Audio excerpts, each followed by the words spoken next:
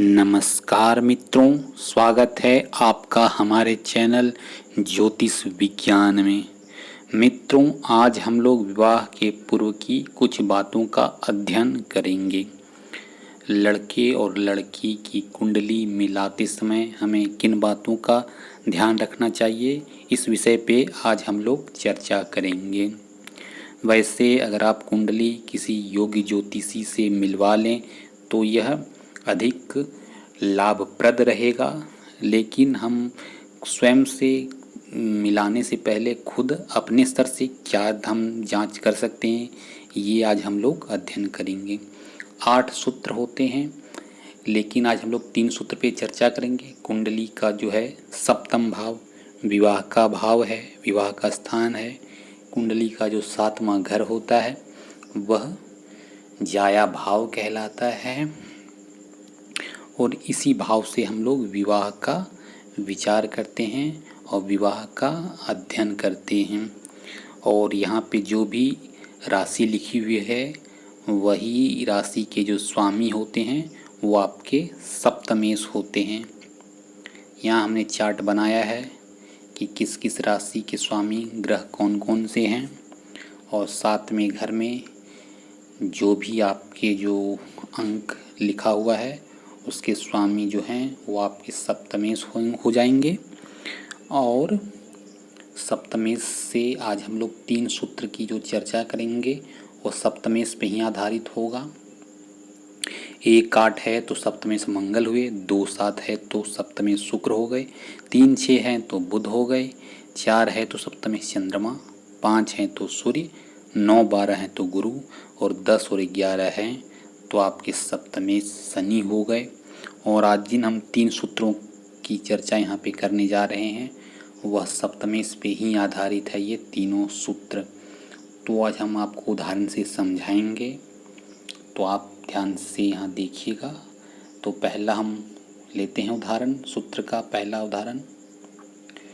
मान लीजिए यहाँ 7 लिखा हुआ है, 7वीं राशि जो कि तुला राशि, स्वामी शुक्र, सप्तमेश हो गए आपके शुक्र। और शुक्र मान लीजिए कि यहाँ बैठ गए हैं 10वें घर में, आपके शुक्र यहाँ पे विराजमान हो गए हैं।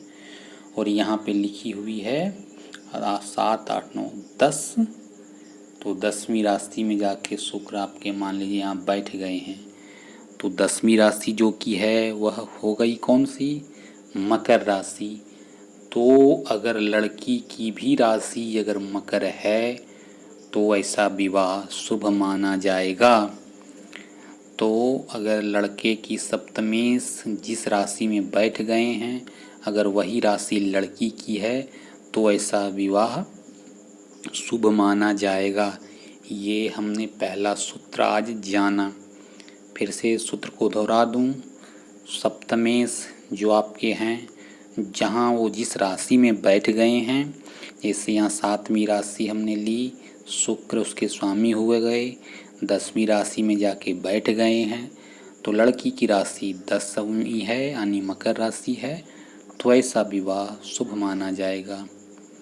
इसी सूत्र का हम एक और उदाहरण ले सकते हैं, जैसे कि मान लीजिए यहाँ पे लिखा हुआ है 5वीं राशि सिंह होती है, सिंह के स्वामी कौन हो गए, सूर्य, सप्तमेश आपके सूर्य हो गए। और सूर्य मान लीजिए बैठ गए हो यहाँ पे 4थे घर में, ये सिर्फ उदाहरण लिया है। तो यहाँ पे लिखा होगा मान लीजिए कौन, 2 राशि, दूसरी राशि वृषभ राशि। तो लड़की की राशि अगर वृषभ है तो ऐसा विवाह शुभ माना जाएगा। इस पहले सूत्र का हमने 2 उदाहरण आज लिया कि सप्तमेश जिस राशि में बैठ जाएं अगर वही राशि अगर लड़की की भी हो तो ऐसा विवाह शुभ माना जाएगा। हमने पहला उदाहरण लिया था शुक्र का, दूसरा लिया हमने सूर्य का। ये था पहला सूत्र। आगे हम इसी बात को और सप्तमेश से ही जानेंगे। एक अन्य नियम आज हम लोग देखते हैं, दूसरे नियम को। सप्तमेश पे ही वह आधारित होगा। दूसरा नियम है कि मान लीजिए यहाँ पे लिखा हुआ हो आपकी जो राशि लिखी हुई है 9वीं राशि है, नौवीं राशि हो गई धनु राशि, धनु के स्वामी गुरु हो गए, यहाँ चार्ट पे देख लीजिए आप। और तो सप्तमेश जिस राशि में उच्च होते हैं, तो यहाँ सप्तमेश हमने 9 लिया, सप्तमेश गुरु हुए और उच्च हो गए कौन सी राशि में, चौथी राशि में। यह हमने उच्च और नीच का भी चार्ट बना दिया है, आप देख सकते हैं जो भी आपके सप्तमेश जिसमें जहाँ उच्च हो रहे हैं और नीच हो रहे हैं। तो उच्च का पहला हम दूसरा सूत्र ले रहे हैं कि सप्तमेश जिसमें उच्च हो रहे हैं, यहाँ हमने गुरु लिया, गुरु होते हैं चौथी राशि में उच्च, जो कि है चौथी राशि हमारी कर्क राशि। तो लड़की की भी राशि अगर कर्क है तो ऐसा विवाह शुभ माना जाएगा। दूसरा नियम फिर से आज हम चर्चा करें कि सप्तमेश जिस राशि में उच्च के हो जाते हैं, वही राशि अगर लड़की की हो तो ऐसा विवाह शुभ माना जाएगा। हमने यहाँ लड़के की कुंडली में 9वीं राशि ली है, धनु राशि, स्वामी गुरु हैं, उच्च हो रहे हैं कर्क राशि में। तो कर्क राशि अगर लड़की की है तो ऐसा विवाह शुभ माना जाएगा।